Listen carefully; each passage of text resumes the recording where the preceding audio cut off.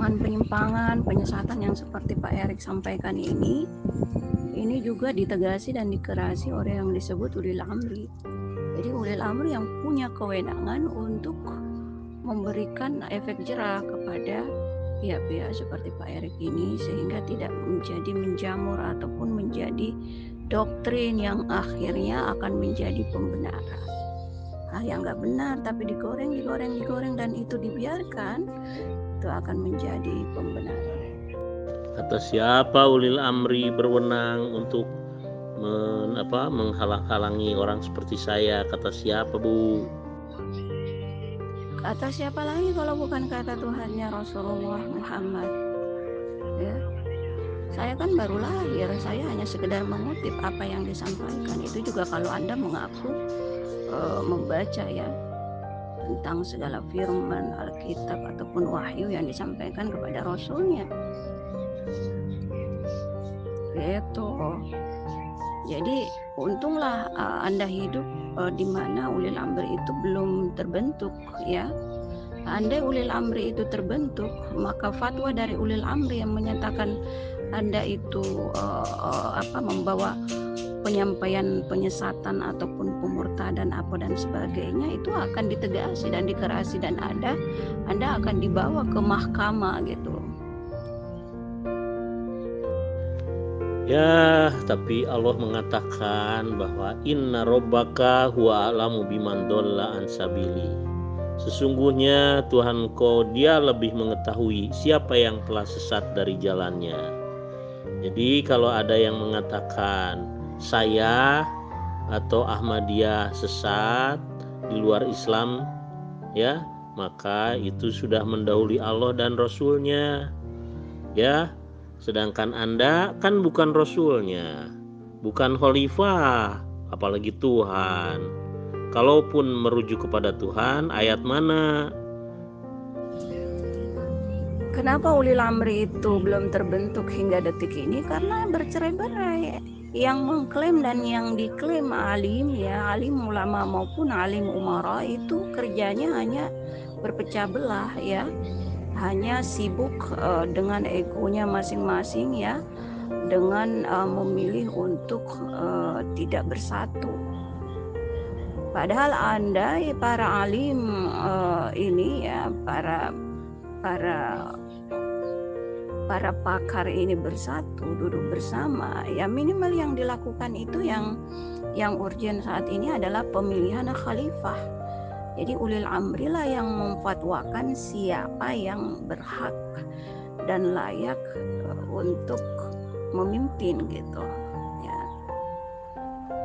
Mau khalifah atau pemimpinnya ini level pusat, provinsi, kabupaten, kecamatan dan seterusnya sampai ke bawah, itu difatwakan atau ditetapkan oleh ulil amri, gitu. Jadi urusan atau perkara jika ingin membawa kemaslahatan kepada umat jauh dari kemudaratan, maka serahkanlah pada para ahlinya atau dalam hal ini fatwa ulil amri. Ulil amri, ya, kan adanya setelah kan atiullah, atiur rasul wa ulil amri kan. Nah, jadi ulil amri itu dalam hal keagamaan, ulil amri itu khalifah, Bu. Tapi dalam hal kenegaraan, ulil amri itu adalah negara, artinya yang berkuasa kan kepala negaranya berserta jajarannya. Itu bukan di bidang keagamaan, ya. Walaupun ada menteri agama, dia hanya mengurus administrasinya. Nah, tetapi dalam hal agama Islam, ulil amri itu adalah khilafah ala minhaji nubuwah yang sekarang ini ada di Jemaah Ahmadiyah. Maka kamu putarbalikan aja, ya, dalil-dalil yang ada. Jadi bahwa Allah itu mengutus manusia sebagai khalifah, ya, kamu ganti aja menjadi mengutus manusia sebagai ulil amri.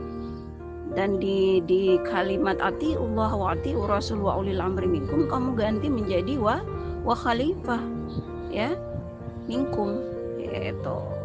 begitu kalau kamu ngotot mau memutarbalikkan penggunaan istilah, menempatkan kata ataupun istilah ataupun kedudukan bukan pada tempatnya. Ya seperti itu. Karena sepanjang kalimat ini kamu nggak rubah atau kamu buat buku baru kamu rubah semuanya ini, itu akan tetap siap menghajar apa yang disebut dengan penyesatanmu itu. Gitu. Menurut hukum Tuhan ya, siapa yang menetapkan atau memutuskan kamu itu ini penyesat dan apa sanksinya, dan siapa yang mengeksekusi itu kalau bukan ulil amri ya, yang menetapkan kamu terpidana tindak pidana penyesatan dengan sanksi bla bla bla, siapa yang melakukan itu kalau bukan yang disebut ulil amri, yang menguasai urusan ya, yang mengatur ya, yang pakar dalam hal pengaturan ya. Itu. Jangan begitu dong. Kan topiknya adalah surah An-Nisa ayat 59. Wahai orang-orang yang beriman, taatlah kepada Allah, taatlah kepada Rasul-Nya, dan ulil amri di antara kalian. Jadi dengan demikian, maka yang dimaksud taatlah kepada Allah kan jelas, taat kepada Rasulnya udah jelas. Ulil amri itu kan setelah Rasulnya. Pada zaman Rasulullah, ketika Rasulullah wafat, Allah menggantikannya dengan Abu Bakar, Umar, Utsman, Ali sebagai ulil amri kan? Gimana saya mau sami'na wa ata'na kepada apa yang disebut fatwa ulil amri kalau ulil amrinya saja nggak ada terbentuk hari gini. Malah itu tadi yang saya sampaikan ya, para amir ya, para yang disebut penguasa yang menguasai urusan, yang ahli atau pakar di bidangnya ini malah dengan asyiknya berpecah belah. Gimana dong? Assalamualaikum. Selamat sore ya Bu Dokter. Bu Dokter paham nggak wa ulil amri itu apa? Dan untuk apa disiapkan ulil amri? Dan siapa nih ulil amri ini diperintahkan oleh siapa Bu? Ibu paham nggak? Makasih. Ulil amri ya sudah ada di Jemaat Ahmadiyah, yaitu sekarang Hazrat Mirza Masrur Ahmad. Anda akan sami'na wa ata'na jika Anda mentaati perintah Rasulullah, yaitu baiat ya. Karena Rasulullah bersabda, barang siapa mengetahui Imam Mahdi sudah datang, maka baiatlah. Anda sudah baiat belum? Kalau belum baiat, berarti Anda belum bisa sami'na wa ata'na. Jadi tugas ulil amri yang ada di antara kita adalah mengejawantahkan ya, merumuskan apa yang disebut hukum Tuhan gitu. Jadi ulil amri ini, para pakarnya ini ya, baik para pakar ilmu akhirat atau alim ulama maupun para pakar ilmu dunia atau alim umara atau pakar sains ya, ilmu pengetahuan dan teknologi, inilah yang akan merumuskan tentang apa yang dimaksud, apa yang dikehendaki oleh Tuhan gitu dan Rasulnya. Untuk itulah ulil amri ini baru ada setelah zaman kerasulan. Karena jika Rasul masih ada, ulil amri, peran dari ulil amri ini tidak dibutuhkan ya, karena jika hanya urusan ilmu dunia atau ilmu sains dan teknologi, Rasul itu tinggal menyerahkan kepada kaumnya. Ya, tetapi ilmu akhirat atau tata cara kita dalam menyembah Tuhan di-cover oleh Rasul. Jadi tidak akan mungkin ada pro kontra pertentangan di zaman itu karena Rasul masih ada. Tetapi kalau Rasul tidak ada, apalagi kita ini hidup jauh dari zaman kerasulan, maka pro kontra kesimpang siuran itu akan semakin senjang gitu, akan semakin jauh, akan semakin bertambah gitu ya. Untuk itulah diambil alih oleh ulil amri. Ulil amri inilah yang mengambil jalan tengah. Ini loh yang tepat dari apa yang kalian perselisihkan gitu. Ya, jangan jauh-jauh aja. Yang kemarin-kemarin saya sampaikan itu adalah penetapan 1 Syawal. Nah, kalau nggak ada ulil amri yang menetapkan tentang penetapan 1 Syawal, terus yang kaum awam ini sami'na wa ata'nanya kemana? Ya, apa harus dibiarkan kaum awam ini berada dalam keraguan-raguan, ya, subhat, ya, kegelapan? Jadi dalam beribadah kepada Tuhan itu jauh dari unsur ketenangan. Ini beneran tidak ini 1 Syawal ya, atau kita masih harus puasa ya hari ini, kan seperti itu. Tapi coba kalau ada ulil amri mengambil alih hal ini, kita yang kaum awam ini jadi enak nih ibadahnya gitu. Saya belum menanyakan tugas ulil amri minkum. Yang dimaksud ulil amri minkum itu apa? Gitu loh. Bukan tugas yang saya tanyakan. Ulil amri itu apa? Bukan saya tanyakan tugas ulil amri itu apa. Belum ke situ, Bu. Yang saya tanyakan ulil amri itu apa? Belum ada belum ada ulil amri terbentuk hari gini gitu. Dan itu tadi yang saya sampaikan, karena masing-masing yang diklaim dan mengklaim dirinya adalah alim, adalah para pakar, baik pakar, terutama alim ulama ya, pakar ilmu akhirat, ini yang paling banyak berpecah belah. Tapi kalau alim umara, pakar ilmu dunia atau sains dan teknologi seperti dokter itu udah banyak udah bersatu gitu. Udah ini tinggal untuk para pakar sains yang lain-lain itu tinggal butuh koordinasi aja, itu sudah bisa. Tapi yang paling parah, yang sulit dibersatukan itu yang alim ulama ini, pakar ilmu akhirat gitu. Kalau belum terbentuk kenapa udah disebut di Al-Qur'an loh? Ibu tahu nggak itu ulil amri ayat berapa? Ibu tahu nggak ayat berapa itu ulil amri? Saya pengen tahu, Bu Dokter. Kalau belum terbentuk kenapa sudah disebut di Al-Qur'an? Ya itu namanya perintah Tuhan ya. Jadi hukum-hukum Tuhan yang melalui perantara fatwa ulil amrinya ya harus disami'na wa ata'na, kan itu perintah Tuhan. Bahwa itu tidak diamalkan itu namanya free will. Tuhan menciptakan manusia itu punya kehendak atau kebebasan memilih jalan hidupnya masing-masing. Dia mau mengamalkan apa yang Tuhan perintahkan, ya wes silakan. Ya, mau menjauhi atau tidak melaksanakan perintah yang Tuhan sampaikan, silahkan. Untuk itulah ada surga dan neraka diciptakan oleh Tuhan sebagai balasan ataupun upah dari masing-masing pilihan. Apa yang ditanam di muka bumi itu pula lah yang dituai di akhirat nanti. Bahwa memang sudah disampaikan Tuhan, ya memang karena itu sudah perintah. Dari mana lagi kita bisa mengetahui perintah-perintah Tuhan kalau bukan dari wahyu? Dan itu udah berabad-abad. Jadi kalau Anda mengatakan kenapa belum terbentuk, ya boro-boro terbentuk. Siapa coba yang mengaku mengklaim dirinya alim ulama maupun alim umara yang tahu apa itu ulil amri? Sekelas Habib Rizik, sekelas siapa? Abdul Somad. Bawa ke sini, saya mau tahu dia tahu tidak apa itu ulil amri. Ini hanya pengertian ataupun istilah ataupun tafsir atau terjemahan secara bahasa ya. Tafsir dan ta'wil daripada istilah ulil amri itu aku yakin yang Anda klaim seperti sebagai alim ulama yang kaliber sekalipun itu nggak tahu dia. Saya tanyakan ini loh, ulil amri itu siapa yang bentuk? Itu aja. Yang bentuk siapa?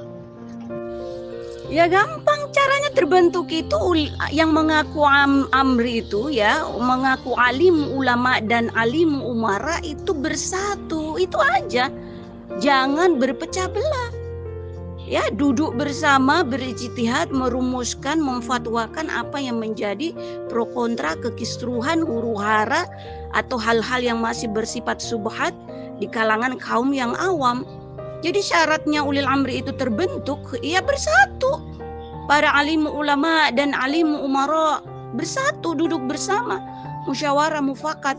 Utamanya dalam hal yang urgen saat ini adalah pemimpin memfatwakan siapa yang layak sebagai khalifatullah, baik level pusat, provinsi, ya, kota madya, kabupaten dan seterusnya, ya, sampai ke bawah. Itu yang dimiliki atau yang punya kewenangan untuk memfatwakan khalifatullah yang layak itu adalah ulil amri melalui fatwanya. Gitu. Dan caranya mudah, bersatu aja.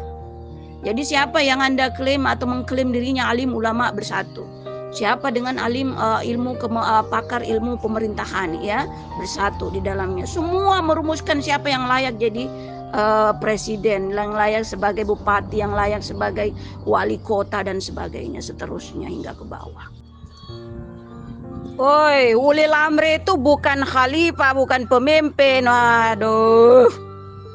Ulil amri minkum itu bukan pemimpin, itu penguasa, pengurus yang menguasai urusan, yang tahu persis perkara atau urusan dari umat manusia, adalah para pakar, para ahli. Itu yang disebut ulil amri. Itulah yang diperintahkan Tuhan untuk sami'na wa ata'na akan fatwanya. Jadi ulil amri ini adalah para pakar yang bermajelis, ya, berijtihad, merumuskan, ya, hal-hal yang terkait dengan kemaslahatan umat. Jadi kamu harus bedakan ulil amri dengan khalifah. Makanya baca dulu ayat Al-Qur'annya, dokter. Baca dulu. Itu ulil amri itu apa? Baca dulu. Di surah ini saya udah kasih tahu, baca dulu surah An-Nisa ayat 59. Paham nggak, Bu Dokter? Saya nggak bilang khalifah, saya suruh baca dulu. Nah, nanti pemahaman kamu tentang itu seperti apa mengenai ayat ini loh, ayat 59 menurut pemahaman Ibu loh. Baca dulu. Bisa nggak baca Quran? Ayat 59, coba bacakan. Taati hukum Tuhan yang melalui perantara Rasulnya, ya. Taati hukum Tuhan yang melalui perantara fatwa ulil amri yang berada di antara kamu. Kurang jelas apa itu? Bahwa kamu mengatakan ulil amri itu adalah pemimpin, kau yang bilang. Makanya saya bilang ulil amri itu bukan pemimpin, bukan khalifah. Bedakan khalifah dengan ulil amri. Kalau kita berbicara tentang khalifah, semua manusia adalah khalifah, adalah pengurus, adalah pemimpin, adalah pengatur bumi, pengganti Tuhan, wakil Tuhan di muka bumi ini untuk memakmurkan bumi, ya. Untuk melindungi, memanfaatkan dengan sebaik-baiknya, ya, apa yang menjadi sumber daya alam ini, ya. Itu yang disebut khalifah secara umum. Itu selama belum baca ayat tersebut secara komplit, kamu ngaco cara memahami itu. Coba kamu bisa nggak baca surah An-Nisa ayat 59, baca dulu, baru paham wa uli amri itu siapa. Dari awal dulu baca. Bu Dokter coba baca An-Nisa ayat 59. Gitu loh. Kalau benar kamu mengaku pembantah, pendebat, penyangkal kebenaran yang nyata, maka kamu bawa saja data yang membantah apa yang saya sampaikan. Bahwa kewenangan untuk merumuskan apa yang disebut hukum Tuhan setelah masa kerasulan berakhir berada di tangan para pakar atau ulil amri. Jadi kalau kamu membawa data di sini ya yang menyatakan bahwa fatwa ulil amri itu tidak bisa disami'na wa ata'nakan karena dia bukan rasul, ya monggo bawa ke sini datanya. Ya. Saya siap membaca, mengetahui apa yang kamu bawa ke sini. Itu karena sepanjang kamu tidak membawa data bantahan ya mengenai kewenangan daripada ulil amri yang berfatwa, yang berijtihad kemudian berfatwa ya. Kamu tidak bawa yang bisa menyangkal itu, maka tidak akan bisa meruntuhkan kebenaran yang ada yang saya sampaikan tadi. Saya belum bicara hukum. Ulil amrinya saja belum paham kok bicara hukum. Itu bantahan saya. Ulil amrinya saja belum paham kok sudah bicara hukum. Saya belum bicara hukum. Pahami dulu ulil amri itu apa, baru nanti tugasnya apa, untuk menjalankan apa. Dokter ini nggak paham ayat 59 ini. Karena apa? Coba baca dari awal itu dong. Itu taat kepada siapa dan siapa yang memerintahkan. Itu loh, saya belum bicara hukum, belum bicara tugas ulil amri. Yang saya tanyakan nih, ulil amri itu siapa? Gitu loh. Belum tugas saya bicara di sini. Kalau ibu sudah mengatakan tugas ini, hukum ini, berarti sudah kenal ulil amri itu siapa. Ulil amrinya saja ibu belum paham kok. Dan siapa yang memerintahkan kok udah bicara hukum. Ulil amri itu kaitannya dengan hukum, karena yang punya kewenangan untuk mewajibantahkan, merumuskan apa yang menjadi hukum Tuhan setelah masa kerasulan itu udah berlalu adalah ulil amri. Itulah kaitannya, bahwa kamu nggak imani itu, kamu menolak mentah-mentah, ya selamat menikmati, berarti kamu nggak pantas disebut orang-orang yang beriman atau mukmin, karena kamu menafikan, mengingkari, mendustakan apa yang disebut ulil amri, apa yang menjadi kewenangannya setelah masa kerasulan berakhir, setelah Rasulullah nggak ada lagi di antara kita, maka yang ada di antara kita adalah ulil amri. Dari tadi saya suruh baca, atau kalau memang nggak bisa baca ayat Qur'annya, ya terjemahannya lah, terjemahan ayat Al-Quran yaitu An-Nisa 59. Tolong diterjemahkanlah Bu Dokter. Dari awal kita bahas jadi tahu, jangan ujuk-ujuk langsung ulil amri. Kalau ke hukum, iya kaitannya dengan hukum, tapi kita belum bicara hukum, kita bicara ulil amrinya itu siapa itu. Setelah tahu baru bicara hukum. Yang melaksanakan hukum itu kita paham dulu gitu loh. Berarti kamu tidak mendengar VN saya yang dari tadi itu, dari awal, jauh sebelum kamu merespon ini, dari awal-awal VN itu, bahkan dari sum-sum sebelumnya dengan Bang Kismet, itu udah saya sampaikan, ulil amri itu gabungan para pakar ya, antara alim ulama dan alim umara, pakar ilmu dunia dan ilmu akhirat, pakar tentang tata cara menyembah kepada Tuhan dan sarana dan prasarana atau alat dan bahan atau tools yang digunakan dalam menyembah Tuhan. Itu yang disebut ulil amri. Jadi ulil amri itu bukan kaum-kaum awam yang bersatu di dalamnya, gak ada. Justru kaum awam itu terlindungi dari fatwa ulil amri, para pakar. Justru jika benar kamu udah membaca ya, tunjukkan bahwa kamu bukan keledai dungu, mengaku membaca sesuatu tetapi tidak tahu apa yang kau baca. Dari tadi ya kamu terus mengatakan bahwa saya yang tidak tahu.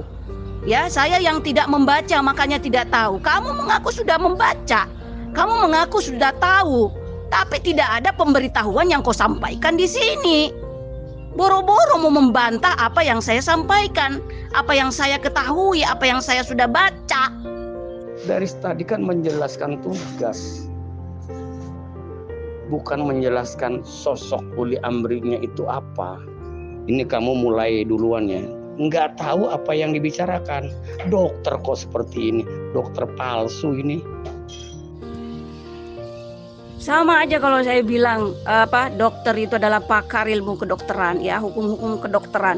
Terus kamu bilang saya tidak lagi berbicara hukum di sini. Saya berbicara dokter. Lah dokter itu yang tahu hukum-hukum kedokteran, rule ya. The rule aturan-aturan yang terkait dengan ilmu kedokteran itu ya profesi dokter. Itu juga lah yang disebut dengan ulil amri, kaitannya dengan hukum Tuhan secara keseluruhan. Bukan hanya hukum kedokteran, karena hukum kedokteran itu satu dari sekian banyak yang disebut hukum Tuhan. Justru itulah yang dipelajari tentang keledai dungu. Mengaku membaca, membawa-bawa apa yang disebut petunjuk, tapi tidak tahu isinya. Ya, ngalor ngidul, malah menyerang pribadi. Ya, Mau bicara agama, tapi nggak paham. Saya sudah katakan dari tadi, baca surah An-Nisa 59, nanti baru paham. Saya sudah tahu siapa kamu. Bicaranya nggak nyambung. Bicaranya asal mangap dan terbuka. Saya bicara apa itu ulil amri, kamu tugasnya yang dibicarakan. Ulil amri itu apa dulu, baru kita bicara tugas. Kamu mau jadi dokter, apakah lu tugas dulu menjadi terus jadi dokter? Kan kamunya dulu, siapa itu? Kamunya dulu itu siapa gitu loh. Setelah kamu udah jadi dokter, baru tugas jadi dokter. Gitu. saya tahu kamu mengaku pendebat, penyangkal kebenaran, pembantah, ya. Koar-koar bahwa apa yang saya sampaikan ini adalah fiktif, adalah hoax, ya, adalah tidak sesuai dengan bacaan yang ada, petunjuk yang ada. Buktikan mana datamu yang sesuai itu, yang kau sebut petunjuk itu, yang sesuai dengan yang kau baca itu. Sampai detik ini boro-boro mau membantah apa yang saya sampaikan. Kamu menyampaikan apa yang kau baca, apa yang kau ketahui saja. Sampai detik ini zong, melompong. Sekarang begini sajalah, kalau memang kamu paham Al-Quran, terjemahannya sajalah. Coba bacakan surah An-Nisa. Atau lebih bagusnya baca ayatnya tuh An-Nisa 59. Gak usah banyak ngomong lah. Gak usah pakai mendungu-dungukan orang, mengkeledai-keledaikan orang. Itu emang karakter dokter. Dari dulu seperti itu. Dokter kok karakternya seperti orang pasar, orang terminal. Oke? Rasulullah disebut tidak adil, dokter disebut tunggu. Ya, ini bibit-bibit semua ini yang disebut dengan disebutkan Rasulullah. Yang dalil Tuhan itu hanya sampai di tenggorokan, ya, hanya sekedar nyaring tong kosong, masuk kanan keluar kiri. Ini seperti dinubuatkan oleh Rasulullah ini. Ternyata tergenapinya di sini.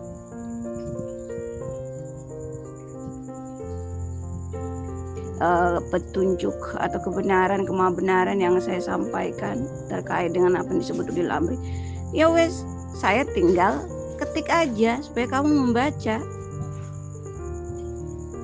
Kalau saya bilang sih memalukan menyandang dokter, tapi komentarnya seperti orang dungu, nggak nyambung, apa yang diucapkannya nggak paham. Ya, saya juga bisa bilang begitu. Memang dokter saja boleh mengucapkan seperti itu. Buktinya mana? Kalau Anda itu bisa baca Al-Quran yang kita bicarakan sekarang ini tentang ayat An-Nisa 59. Ibu dokter, selamat malam. Assalamualaikum. Bu Dokter Andiani, selamat malam. Ya, tensi Bu Dokter. diperendah. Dokter, salam. Bu Dokter Adiani.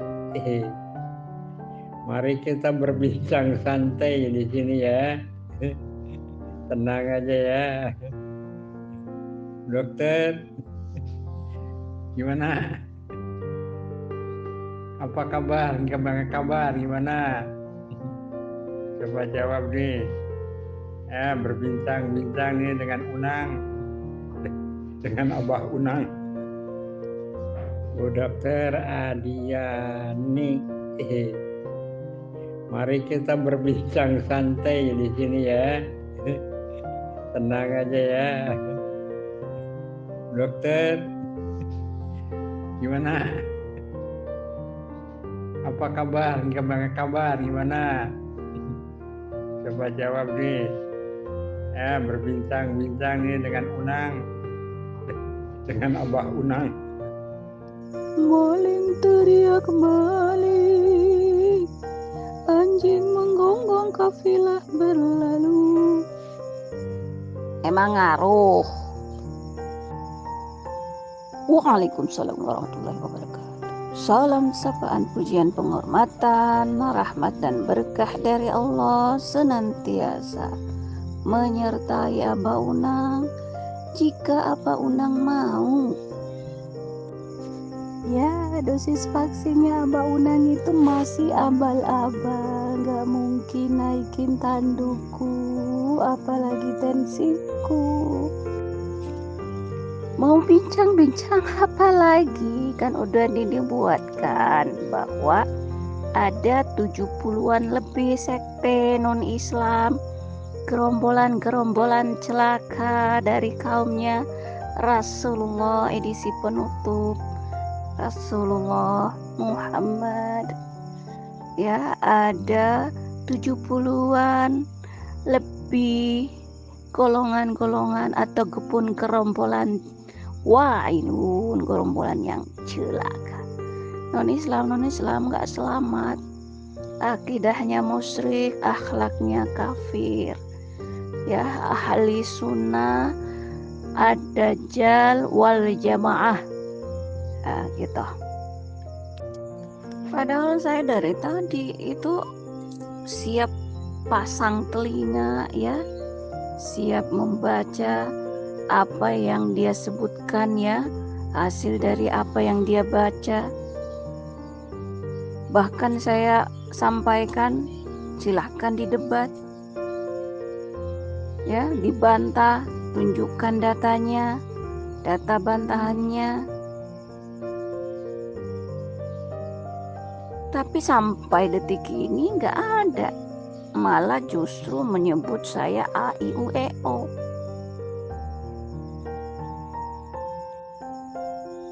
Yang layak disebut dokter itu justru yang seperti saya yang jujur, karena itu sesuai dengan sumpah jabatan dokter.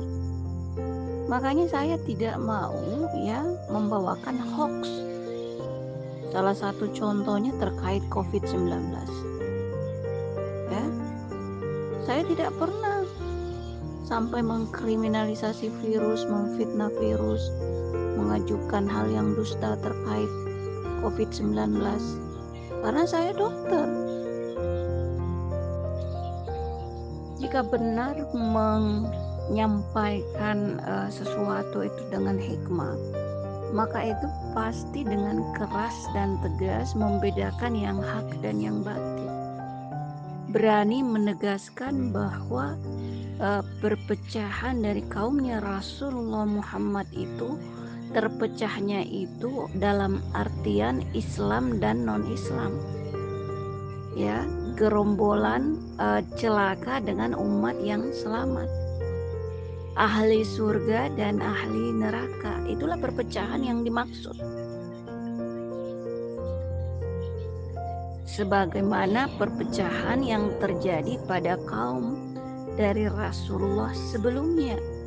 Rasulullah Musa dari kaum atau suku Yahudi juga terjadi perpecahan. Dua perpecahan utama, Islam dan bukan Islam. Ya, selamat dan celaka. ahli surga dan finnar. Demikian pula kaum atau suku Nasrani, kaum dari Rasulullah Isa ya sallallahu alaihi wasallam, itu juga terjadi perpecahan. Ya, perpecahannya yaitu tadi karena adanya free will, adanya kebebasan untuk memilih jalan hidup masing-masing. Mau wafat dalam keadaan ahli surga sallallahu alaihi wasallam ataupun menjadi ahli neraka laknatullah alaihi. Jadi bebas memilih, lakum dinukum waliyadin, bagiku jalanku, bagimu jalan, itu pilihan masing-masing.